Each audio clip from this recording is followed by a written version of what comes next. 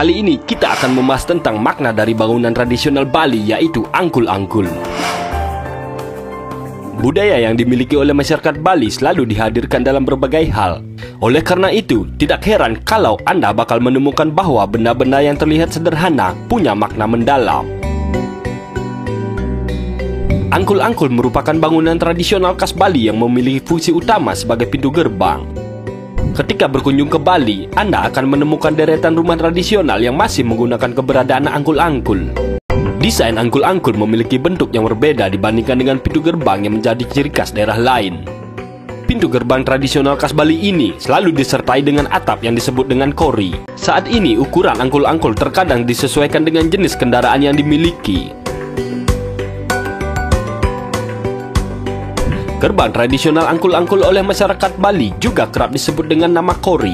Tidak ada konsep secara pasti yang mengatur bagaimana desain dari angkul-angkul yang bisa digunakan oleh masyarakat Bali. Oleh karena itu, Anda dapat menemukan angkul-angkul di Bali memiliki perbedaan desain dari satu rumah dengan rumah lainnya. Hal itu disesuaikan dengan selera masing-masing pemilik rumah.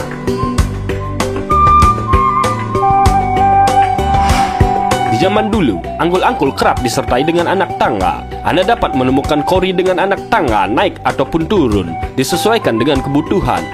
Namun saat ini hampir sangat jarang ada kori yang memiliki anak tangga. Lagi-lagi kondisi tersebut disesuaikan dengan kebutuhan pemilik rumah. Apalagi saat ini banyak masyarakat Bali yang memiliki sepeda motor dan kemudian diparkir di dalam rumah.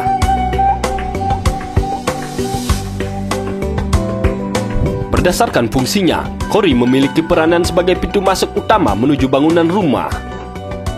Selain pada bangunan rumah, Anda juga dapat menemukan keberadaan kori pada bangunan lain, termasuk pura yang menjadi tempat ibadah umat Hindu Bali.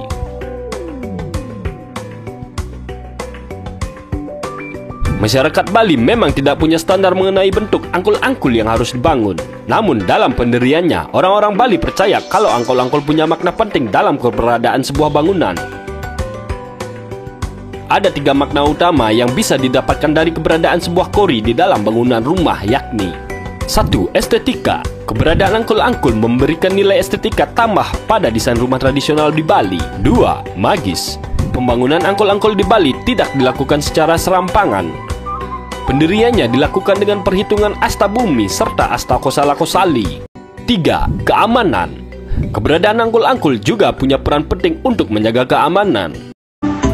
Semua bangunan rumah ini mengikuti aturan yang ada di asta bumi dan bentuk dari bangunannya mengikuti aturan asta kosala-kosali. Selalu membagi menjadi 3 ruang, yaitu utama mandala, madya mandala, dan nista mandala. Pembangunan rumah tinggal bagi orang Hindu yang ada di Bali puniki tidak hanya memikirkan fungsi daripada rumah tersebut atau pekarangan tersebut, tapi juga memikirkan estetika. Dan yang tidak kalah penting daripada itu adalah faktor keamanannya. Nah, inilah yang diperhitungkan pada saat membangun rumah bagi orang Hindu yang berada di Bali ini. Dari segi keamanannya, setiap rumah yang ada di Bali ini dikelilingi oleh pagar yang disebut dengan tembok penyengker. Antara tembok penyengker dan rumah ini ada batas ruang yang diatur dalam asta bumi. Ada yang kecil, yaitu 1 tapak dan ngandang. Ada yang lebih besar, 3 tapak dan ngandang. Ngandang ini sebagai uripnya. Nah, di ujung daripada tembok penyengker ini dibangunlah pintu masuk yang disebut dengan angkul-angkul. Nah, kalau kita lihat semua rumah di Bali, hampir semua rumah di Bali, pasti di depannya wenten angkul-angkul. Angkul-angkul ini dihiasi dengan ornamen khas Bali sebagai wujud arsitektur arsitektur tradisional Bali yang perkembangannya sangat pesat dari zaman ke zaman, selalu ada perubahan. Dan juga penempatan daripada angkul-angkul ini tidak bisa ditempatkan di sembarang tempat. Semua ada hitungannya yang diatur dalam Asta Bumi dan Asta Kosala Kosali. Begitu juga bentuk daripada angkul-angkul tersebut disesuaikan dengan pekarangan itu di sebelah mana daripada jalan utama. Kalau di sebelah timurnya, maka penempatannya akan menghitung dari sisi kiri ke sisi kanan, itu dibagi 5 dan juga bisa dibagi 9. Masing-masing hitungan ini ada arti tersendiri. Carilah arti yang paling bagus, yang berdampak bagus bagi kita di dalam pekarangan tersebut. Dan tidak diperbolehkan membuat angkul-angkul lebih daripada satu di dalam satu pekarangan ini, karena itu dipastikan penghuni rumah ini akan menjalani kehidupannya dengan boros. Nah, angkul-angkul ini memiliki fungsi, memiliki bentuk, memiliki makna tersendiri bagi umat Hindu yang ada di Bali ini. Fungsi daripada angkul-angkul ini yang utama adalah sebagai pintu keluar masuknya penghuni rumah ini. Makanya pintu dari angkul-angkul ini dahulunya dibuat tidak begitu besar. Ada ukuran untuk membuat pintu daripada angkul-angkul ini. Dan dahulunya angkul-angkul ini tidak dilengkapi oleh daun pintu. Karena masyarakat Bali tersebut sangat welcome terhadap orang yang berkunjung ke rumahnya. Makanya tidak ada daun pintunya. Dan pada prinsipnya masyarakat Hindu yang di Bali dahulunya berpikiran semua orang pada dasarnya adalah baik. Makanya pintu daripada angkul-angkul ini selalu terbuka. Itu pada zaman dahulu. Kemudian terus berkembang, mulai ada daun pintunya. Nah, daun pintunya ini pada pagi hari atau siang hari, pintunya ini pasti terbuka, mempersilahkan bagi tamu yang mau berkunjung ke rumah penghuni ini. Dan pada malam harinya baru pintu ini ditutup. Lama-kelamaan bergeser lagi perkembangannya. Saat pagi dan malam hari pintu rumah orang Bali ini tertutup dan terbuka saat orang penghuni rumah ini keluar atau masuk ke dalam pekarangan puniki, baru pintu itu dibuka. Begitulah perkembangan. Angkul-angkul dahulu nika dibuat pasti dengan undak atau tangga yang ada di depan angkul-angkul, kemudian turun di dalam angkul-angkul tersebut. Nah, artinya bagaimana umat Hindu itu selalu hati-hati saat dia keluar rumah dan juga saat dia memasuki rumah tersebut. Sesuai dengan perkembangan zaman, angkul-angkul tersebut saat sekarang tidak masih ada yang memiliki undak karena kebutuhan. Sebagian besar di Bali sekarang angkul-angkul punika tidak ada undaknya karena kebutuhan dari penghuni puniki. Kalau dulu mungkin tidak ada kendaraan, hanya dilewati dengan jalan kaki. Karena sekarang wenten pemilik rumah mempunyai kendaraan, contohnya sepeda motor, maka angkul-angkul punika tidak ada undaknya. Dan juga juga lebar atau tinggi dari angkul-angkul ini disesuaikan sekarang dengan kebutuhan. Masih boleh memakai sikut yang ada pada asta bumi, asta kosala kosali yang dipakai asta waranya. Mungkin Sri Indra, Guru, Yama, Ludra, Brahma, kalau mungkin bisa dipakai pada umonya yang lebih besar. Kemudian tetap terakhir diurip. Nah, itu tergantung kebutuhan daripada penghuni rumah. Angkul-angkul tersebut ada salah satunya yaitu makna estetikanya.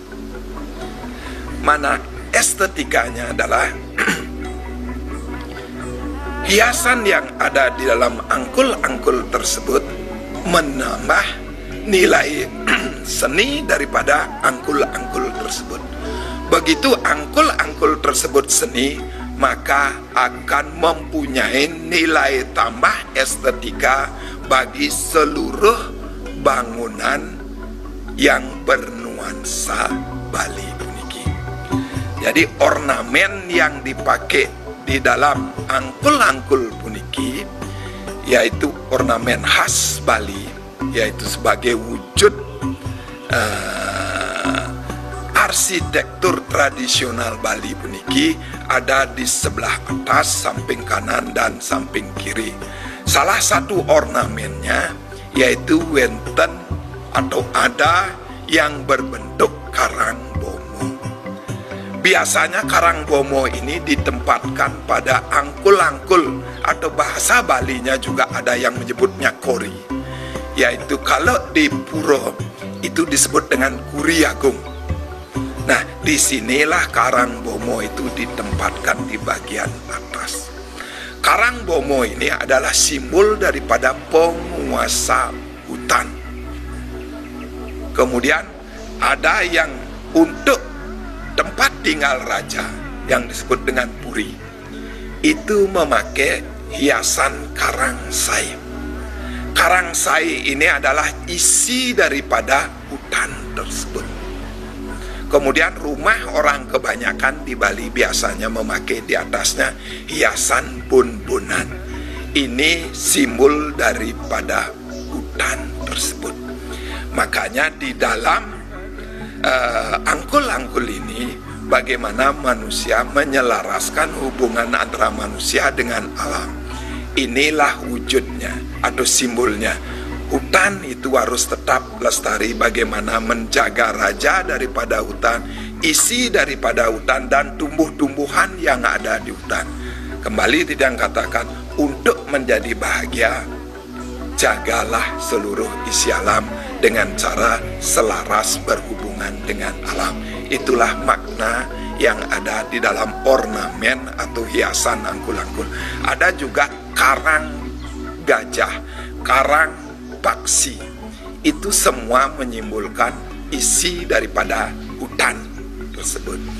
Kemudian pintu masuk yang Tidang katakan tadi itu menyimbolkan bagaimana hubungan antara manusia dengan manusianya yang selalu terbuka, mengucapkan selamat datang bagi orang yang mau berkunjung ke tempat tinggal puniki. Ada undak yang sebagai simbol bagaimana dengan perasaan hati-hati kalau meninggalkan rumah, dan kalau undangan mau memasuki ke rumah ini agar berhati-hati. Nah, itulah sebagai simbol bagaimana hubungan manusia dengan manusia. Di atas daripada angkul-angkul, di sisi atasnya ada dua rong yang disebut dengan apit lawan, sisi kanan dan sisi kiri.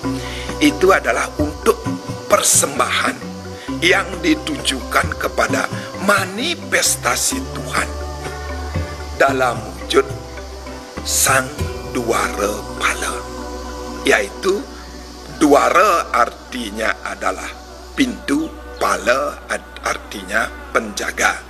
sebagai wujud Tuhan, sebagai penjaga dari pintu masuk puniki. Itulah yang kita persembahkan sesajen pada saat-saat tertentu, memohon agar penghuni rumah ini dilindungi secara niskala.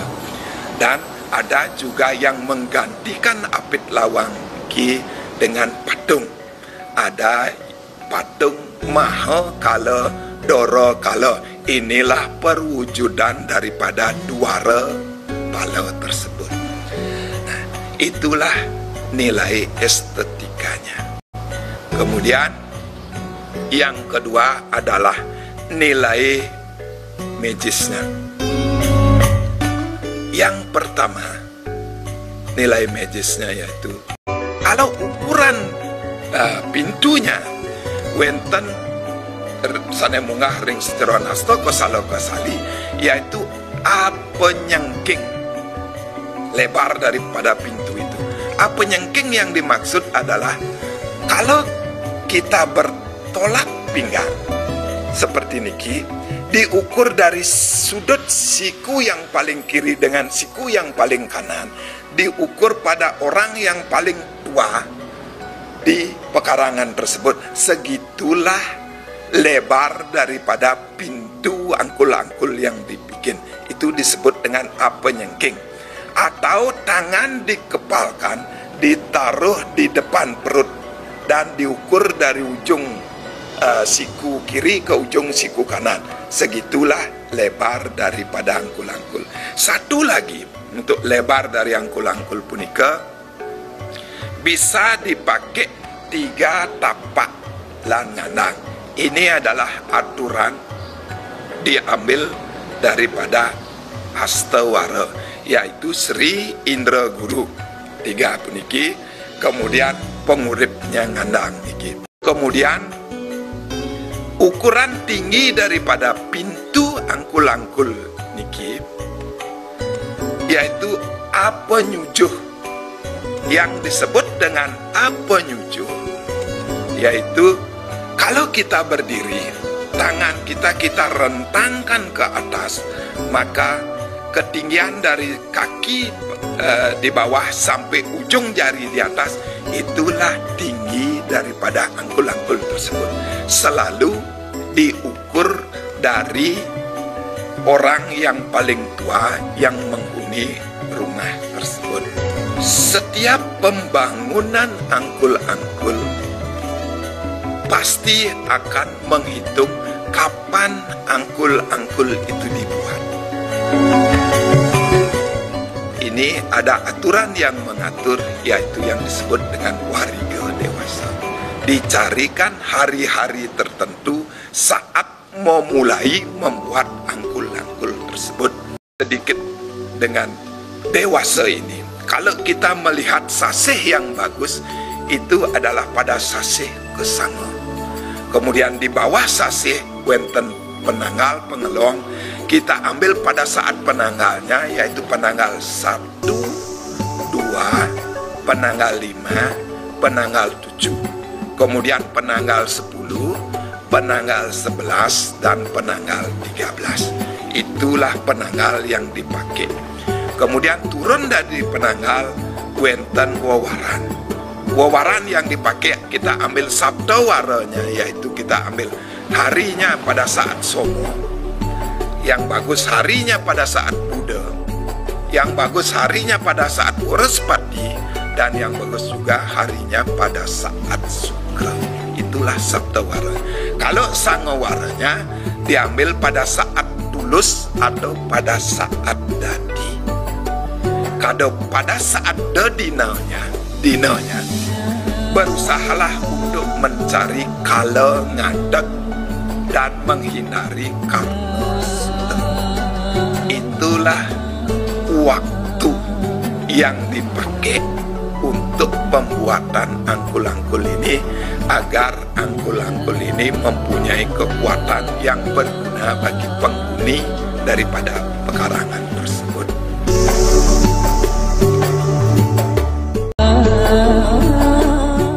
Bentuk angkul-angkul tersebut ada 2. Satu angkul-angkul itu berbentuk ada yang memakai atap yang disebut dengan kekerep. Kekerep itu kerep artinya duduk. Kerep ini artinya rapat. Bagaimana menutup bagian atasnya secara rapat. Itu arti kekerep tersebut. Bahan yang dipakai untuk atap ini, dahulunya ada orang memakai klangsa, ada juga orang memakai jerami, dan sesuai dengan perkembangan zaman ada orang memakai bambu yang bentuknya sirap, dan belakangan banyak orang membuat bentuk dengan genteng, mengatapi dengan genteng. Nah, bentuk yang pertama ada kekerep. Selalu bentuk daripada angkul-angkul itu mengikuti triangle, yaitu kaki, badan, dan kepala. Kaki adalah bahasa Balinya batis daripada angkul-angkul itu, termasuk fondasinya. Kemudian badannya itu adalah awak daripada angkul-angkul. Atapnya itu adalah kepalanya. Nah, angkul-angkul yang satunya lagi yaitu bentuknya yaitu cecandian. Cecandiannya itu bahan yang dipakai sebagai kaki, sebagai badan, dan sebagai kepalanya ini sama. Berbeda dengan kekerep, yaitu bahan yang dipakai adalah berbeda. Nah, itulah bentuk daripada angkul-angkul dan bahan yang dipergunakan untuk membuat angkul-angkul. Pada zaman dahulu, orang membuat angkul-angkul dengan tanah popolan. Tanah popolan itu adalah tanah yang diolah dengan cara tertentu. Kemudian ditaruh yang disebut dengan popol, itu membentuk sebuah angkul-angkul. Itu pada saat zaman dulu. Seiring perkembangan waktu, bahan yang dipakai adalah batu alam, yaitu berupa batu padas. Ada yang penuh memakai batu padas, ada yang memakai batu bata. Ada yang mencampur antara batu padas dan batu bata. Kemudian terus berkembang, ada bahan yang dipakai memakai batu kali. Terus berkembang, ada yang memakai batu lahar, ada yang memakai batu candi, dan lain sebagainya. Bahan-bahan yang dipakai seiring dengan perkembangan waktu tersebut. Itulah bentuk dan bahan yang dipakai untuk membuat angkul-angkul tersebut.